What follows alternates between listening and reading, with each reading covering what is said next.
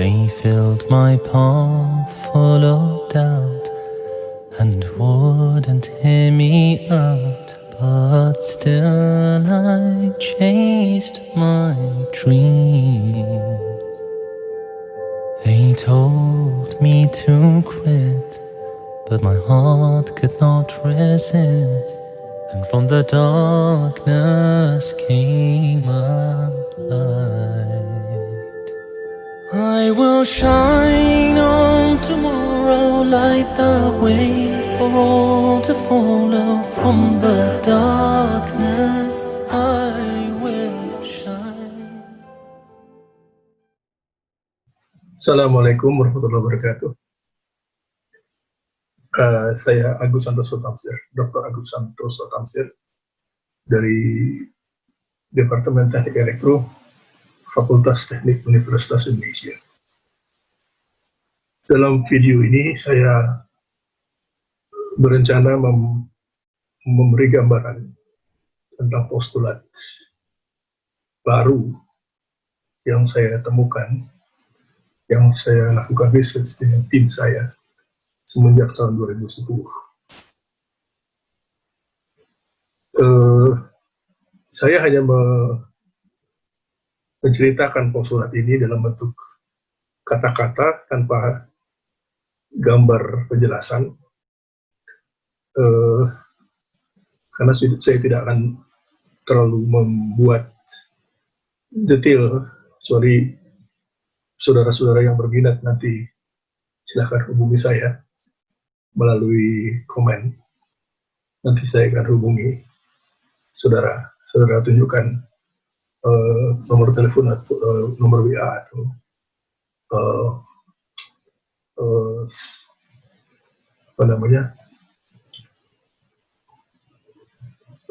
email address.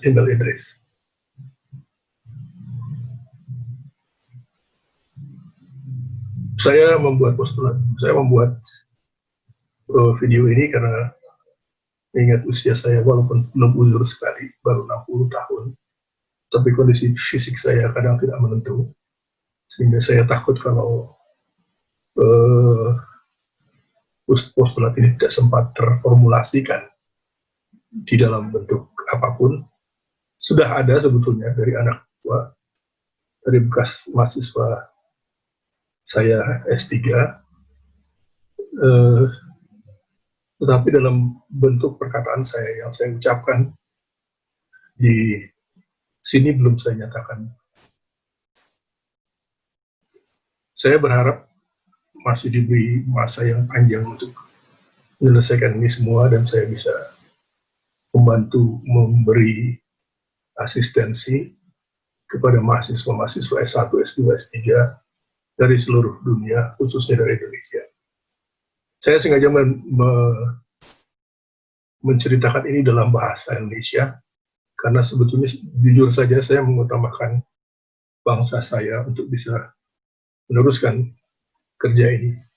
Tapi saya tidak menutup kemungkinan apabila ada researchers dari luar, peneliti dari luar, asalkan saudara melihatnya dahulu, asalkan saudara bisa mengerti apa yang saya katakan dalam bahasa Indonesia. Baik. Formulasi ini sebetulnya didasarkan pada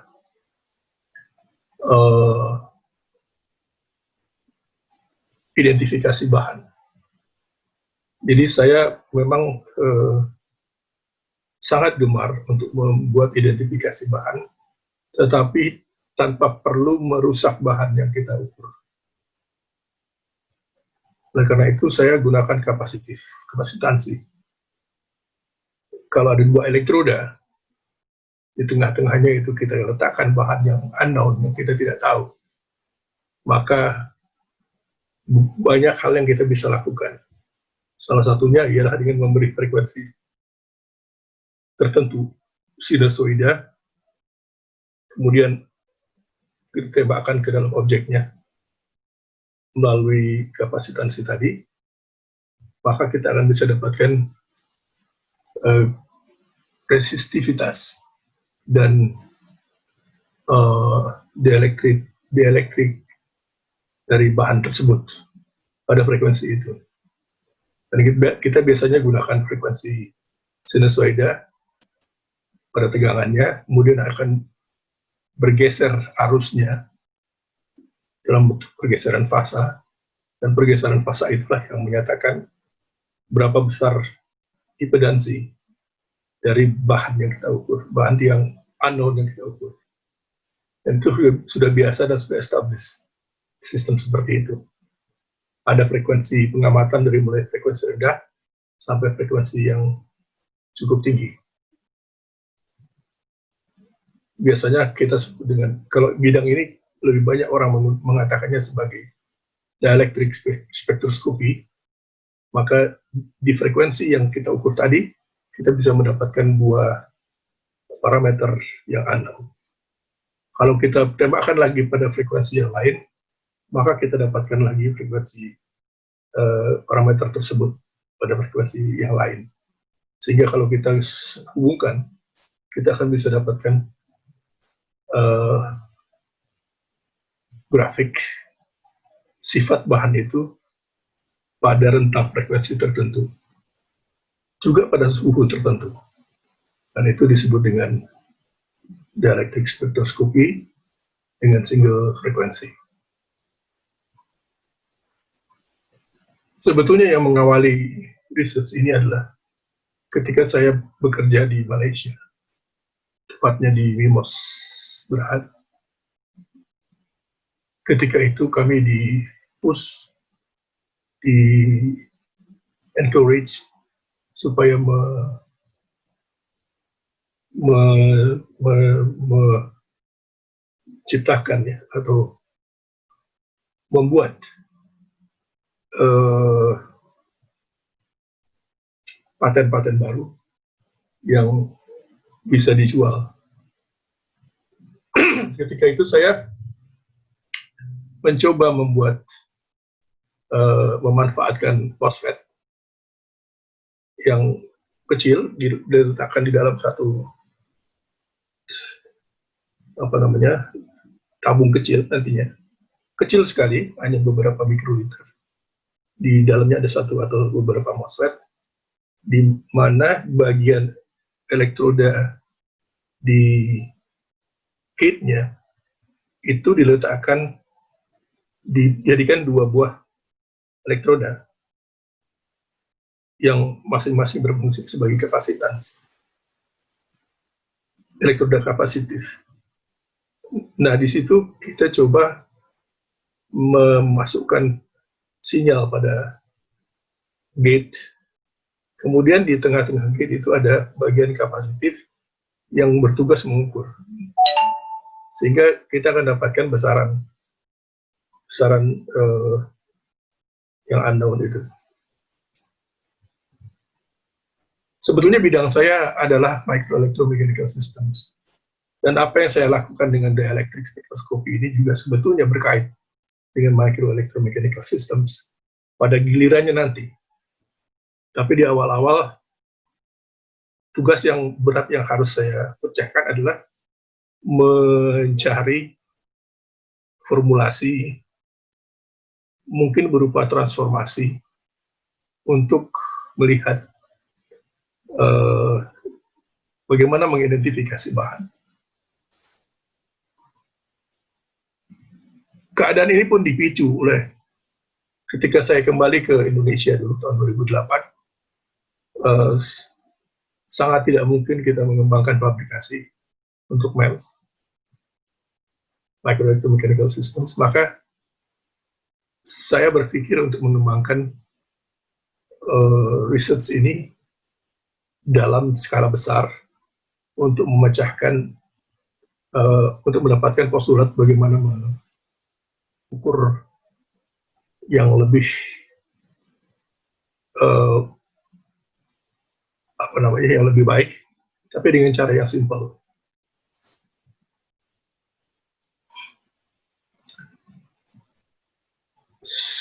Saya pernah pergi ke Jepang, dan seperti negara-negara maju lainnya, mereka lebih cenderung menggunakan perangkat-perangkat yang mahal untuk memecahkan masalah-masalah, terutama pada noise.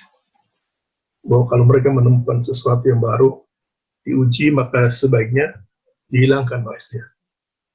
Nah, peralatannya sampai saya pernah melihat, ini untuk single electron transistor misalnya, perlu sebuah chamber kecil yang mampu didinginkan sampai 4 Kelvin.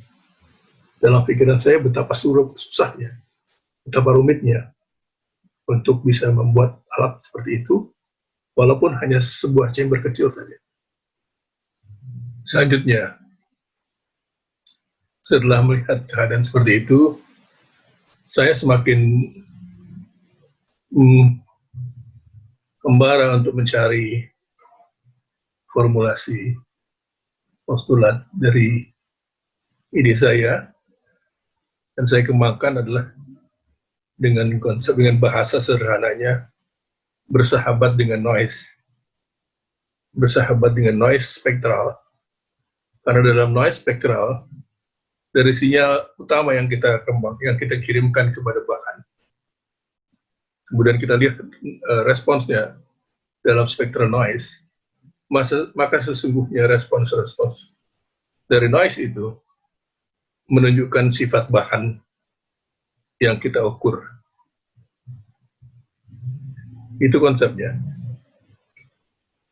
Apabila kita padanannya seperti ini, apabila kita pergi ke pasar, masuk saja kita di depan pintu pasar, maka kita akan mendengarkan perkataan-perkataan yang tidak kita pahami. Semuanya seperti noise. Tetapi kalau kita dekati masing-masing, maka kita akan ketahui bahwa itu sebetulnya informasi dari percakapan orang-orang di sekitar kita. Nah, karena kita ingin mengidentifikasi bahan, dalam kasus ini kita ingin mengidentifikasi pasar itu, sifat pasar itu, maka kita perlu untuk mempelajari yang kita sebut dengan noise dalam spektral. Dalam perjalanannya, semula saya memanfaatkan elektroda yang saya getarkan ke arah atas bawah, dari elektroda 1 dengan elektroda 2. Tapi rupanya hasilnya untuk pendekatan seperti itu tidak mungkin.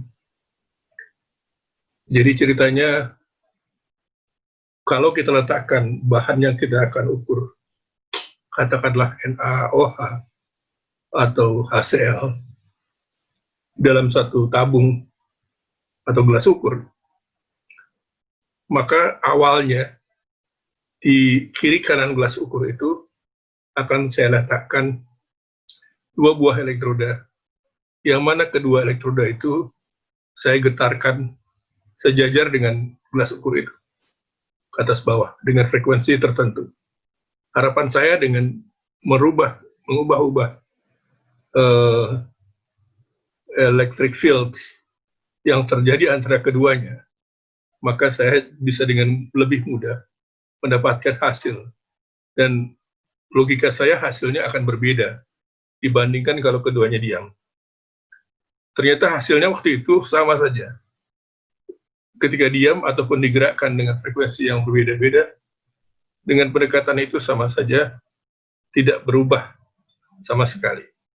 Jadi akhirnya saya simpulkan bahwa untuk sementara saya gunakan pendekatan bahwa gelas ukur itu saya letakkan di situ 2 pasang elektroda yang saling tegak lurus atau ortogonal. Sebetulnya kedua pasang elektroda itu belum saya lakukan pengamatan semuanya. Baru 1 pasang elektroda saja yang berhadapan. Karena elektroda kedua nanti akan berfungsi sebagai pengganggu dari elektroda pertama untuk melihat apakah gangguan itu menyebabkan munculnya keadaan baru yang tidak terlihat kalau kita tidak akan gangguan. Nah, itu akan menjadi penelitian lanjut. Masalahnya ketika itu pengukuran sudah saya lakukan dengan digital oscilloscope. Kemudian kita bisa kumpulkan dalam rentang spektral sebesar 2 × 14, di mana delta T-nya sama dengan 4 nanosecond atau 2 nanosecond. Dan frekuensi inputnya yang saya berikan itu dari 1 kHz sampai dengan 1 MHz. Tetapi sinyal yang dikirimkan bukan sinyal sinusoida, melainkan sinyal square atau sinyal kotak. Kenapa saya kirimkan sinyal kotak? Karena kalau saya kirimkan sinyal kotak, maka sebetulnya saya mengirimkan sinyal dengan frekuensi itu sinusoida, tetapi saya mempunyai harmonik di setiap kelipatan frekuensi tersebut. Misalnya 1 kHz, maka saya akan mempunyai harmonik di 2 kHz, 3 kHz, dan seterusnya yang sinusoida, tetapi tingginya berbeda-beda. Dan juga menurut Fourier, kalau itu semua dijumlahkan, maka akan terbentuk sebuah square wave di frekuensi 1000 Hz. Nah, ini saya manfaatkan untuk men-trigger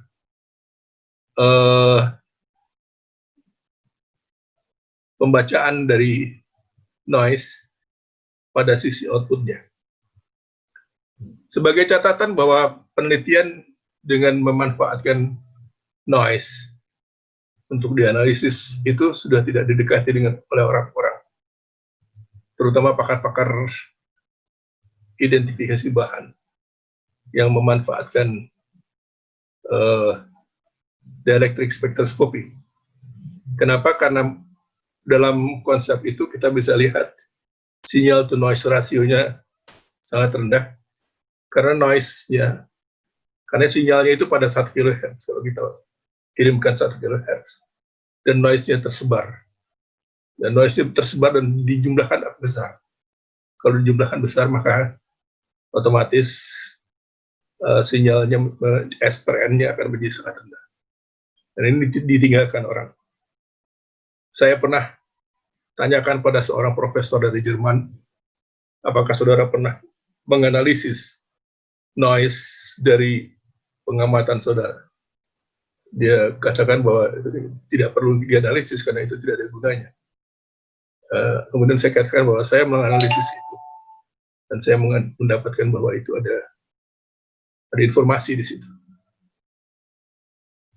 Metode analisis yang saya gunakan saya sebut dengan Tamsir statistical transformation, karena itu memang temuan dari saya.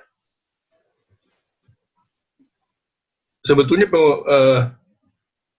model transformasi seperti itu bisa dikembangkan untuk apapun spektrum yang kita amati. Ada sebuah bahan dengan spektrum di frekuensi tinggi, frekuensi cahaya, yang kita amati berkali-kali.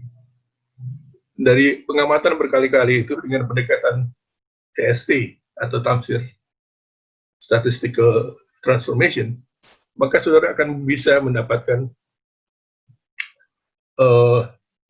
grafik 3 dimensi dari sifat bahan yang tersembunyi pada spectral noise itu. Itu konsep yang dikembangkan. Detailnya adalah, jadi seperti saya sebutkan tadi, saya membuat percobaan dengan gelas ukur, diletakkan 2 pasang elektroda yang saling tegak lurus atau ortogonal, di mana input dari satu elektroda adalah frekuensi yang square, yang kotak. Karena tegangan yang saya generate itu 1 volt, maka saya mesti naikkan dia menjadi 15 volt peak to peak, plus minus 15. Kemudian pada sisi inputnya dilihat responsnya. Jadi inputnya dari sisi outputnya tadi. Sisi inputnya 15 volt peak to peak, sisi outputnya langsung kita amati. Nah, itu yang kami lakukan pada masa itu. Jadi kami memerlukan sebuah AWG.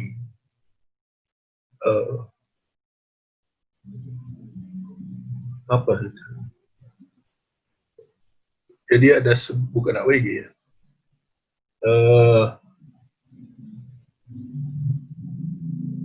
WBA, wideband amplifier, di mana dia akan memperkuat semua frekuensi utama ataupun noise yang dihasilkan pada sisi input, supaya pada sisi outputnya lebih bagus terbacanya. Semua yang kita lakukan itu akan menghasilkan noise juga. Tetapi noise itu bukan musuh kita. Noise itu bukan sesuatu yang kita harus benci. Sebab noise itu noise dari bagian-bagian yang lainnya. Umumnya dia terjadi serupa. Sehingga kita tidak perlu, sehingga kita bisa pisahkan, kita bisa pilah bahwa kita tidak perlu menganalisis itu. Nah, itu sebabnya saya katakan bahwa kami berusaha untuk bersahabat dengan noise. Karena noise itu sebagian masih kita bisa identifikasi, dan sebagian lain adalah merupakan data, dan sebagian lain adalah merupakan hanya merupakan bagian yang tidak berubah-ubah. Satu catatan juga, kelemahan dari sistem ini adalah data spektral yang kita ambil harus banyak. Juga karena frekuensi yang sensitif pada bahan tertentu kita tidak begitu tahu, maka kita perlu sederetan frekuensi unknown untuk memastikan di daerah mana bahan yang kita kaji itu sensitif. Nah, itu hal-hal yang perlu kita lihat. Jadi kami waktu itu pada sisi input kami tembakkan ada 31 frekuensi dari 1 kHz, 1,5 kHz, 2 kHz, sampai 1 MHz. Kemudian kita kirimkan dalam bentuk, kita tembakkan ke dalam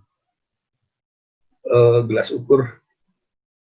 Sebetulnya kita tembakkan memanfaatkan elektroda yang ada di gelas ukur sebagai sisi positif dari kutub positif, dan di seberangnya adalah kutub negatifnya, sehingga dia akan menggetarkan ion-ion positif dan negatif dari bahan yang unknown itu. Getarannya tentunya sejajar dengan arah electric field pada bahan yang kita ukur. Dari setiap frekuensi, kita akan dapatkan satu spektral. Kita akan dapatkan satu spektral input yang kita kirimkan. Kita akan dapatkan satu spektral output yang kita kirim, yang kita peroleh. Hal yang terpenting yang kita perlu tahu secara konseptual adalah apa itu tafsir statistical method, statistical transformation. Dari istilahnya, sebetulnya sudah menunjukkan dia sistem ini mentransformasi noise spektral dengan pendekatan statistik. Kalau kita katakan tadi bahwa dalam satu deretan data sebanyak 2/14, kemudian dikonversi ke dalam FFT, di mana data itu berjarak delta T sebesar 4 nanosecond, kemudian dikonversi ke dalam FFT sebanyak 8.000, sekitar 8.000 titik. Dari 2 paket 14 data, 2 paket 14 byte, itu jadi satu spektral. Kalau kita kumpulkan 3 spektral pada frekuensi yang sama, kemudian pada masing-masing titik itu kita buat satu kajian statistik. Yang kita dapat sederhana saja, yaitu nilai rata-rata dan deviasi, standar deviasi. Kenapa saya tertarik pada itu? Karena noise itu cirinya adalah nilainya berubah-ubah. Dan perubahannya itu sebetulnya terwakili oleh nilai rata-rata dan standar deviasi. Kalau ada sebuah frekuensi dengan standar deviasinya mendekati 0, artinya amplitudo dari frekuensi itu hampir mendekati sempurna, artinya tidak berubah-ubah.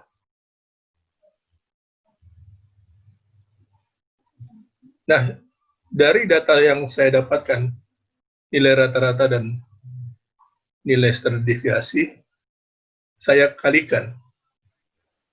Kenapa saya kalikan? Karena saya akan menghilangkan data yang tidak pernah berubah. Karena data yang tidak pernah berubah itu bisa saja noise yang tetap. Bisa saja data yang memang tidak begitu mempunyai arti dalam kasus ini. Walaupun pendekatan ini belum tentu betul, bisa saja data-data itu tetap mempunyai arti. Tetapi untuk sementara waktu, pada tafsir statistical transformation yang pertama, saya hanya memfokuskan pada hasil perkalian antara nilai rata-rata dengan standar deviasi yang mempunyai standar deviasi besar. Dan hasil perkalian yang mempunyai standar deviasi besar itu akan mempunyai spike. Jadi kalau saya punya 30 data, 30 spektral data pada frekuensi yang sama, saya bisa dapatkan satu set nilai rata-rata dan nilai standar deviasi dari satu set spektral, nilai rata-rata dan nilai standar deviasi. Nah, pada level kedua, saya juga bisa kalikan hal yang sama. Jadi saya lakukan dalam beberapa level. Untuk saat ini saya cuma hanya perlu untuk menggunakan 2 level. Pada level kedua, nilai yang tadi 30 kali 30, itu kita lakukan 30 lagi, sehingga semuanya 900 data. Nah, dari situ kita bisa lihat data pada yang pertama, level pertama, dan data pada level yang kedua. Hanya sesimpel ini sebetulnya transformasi statistik tafsir. Tetapi dari sini kita bisa melihat spektrum dari statistik noise. Dari situ kita bisa lakukan kajian-kajian dengan asumsi bahwa dari sebuah pengamatan di objek yang kita letakkan pada di antara 2 elektroda, kalau dia itu memberi respons yang paling tinggi, maka pasti akan mempunyai standar deviasi yang tinggi juga. Dan itu akan menjulang. Dan di sebelah-sebelah pada frekuensi-frekuensi tetangganya, biasanya juga akan sama. Sehingga dari sini kita bisa dapatkan sebuah informasi pada frekuensi spektral yang mana ikatan dari ion-ion itu memberi respons. Dalam frekuensi rendah, seandainya kita punya speaker, kemudian kita kita keluarkan 1000 Hz. Setelah itu kita pegang satu buah karet panjang yang kita pegang dengan panjang tertentu. Maka apabila karet itu sama dengan panjang gelombang yang keluar dari speaker, maka karet itu akan bergetar. Itu adalah konsep getaran berantai ya, dari satu vibrasi input. Nah, ini yang saya coba terapkan pada Tamsir Statistical Transformation. Persoalannya adalah kita menggunakan generating data yang lambat, collecting data yang lambat, sehingga untuk mencapai 1 juta atau 2 juta data, itu diperlukan sampai dengan 2 bulan. Nah, pada tahapan selanjutnya, yang sampai saat ini saya belum temukan orang yang mau mengerjakannya adalah kita memindahkan sistem ini menggunakan FPGA. Sehingga proses yang lama kita bisa tekan menjadi hanya di bawah 5 menit. Semua data sudah kita collect dengan fluktuasi yang kita bisa jamin bagus. Harapannya nanti kita akan bisa mendapatkan pola-pola gambar tertentu yang mewakili bahan-bahan tertentu. Nah, sistem ini dia harus membuat satu bank data. Dia harus membuat sebuah bank data dari parsial bahan-bahan yang kita ukur. Nah, mungkin saja nanti ada korelasi antara satu bahan dengan bahan yang lain. Dan ada pendekatan-pendekatan matematika atau statistika yang lain yang saya belum dapat ketahui.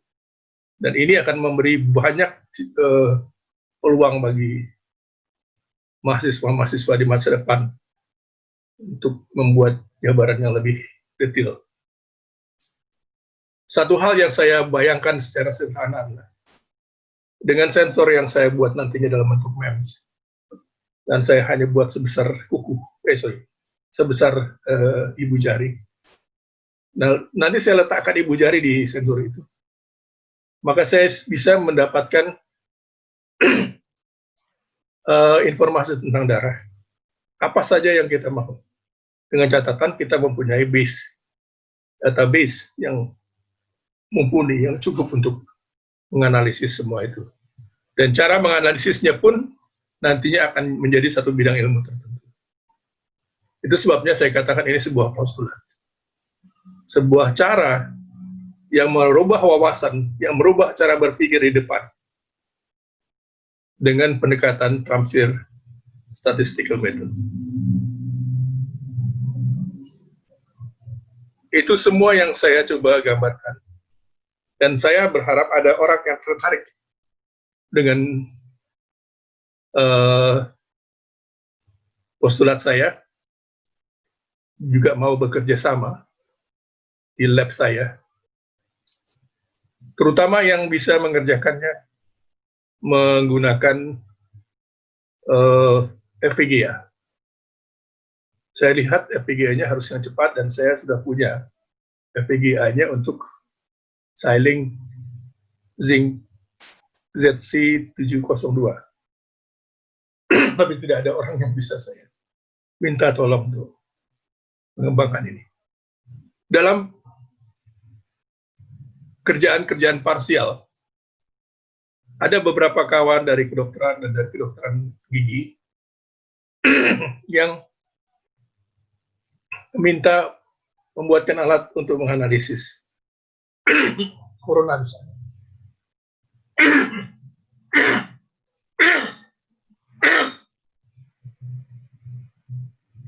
Corona misalnya. Di bagian hidung sini.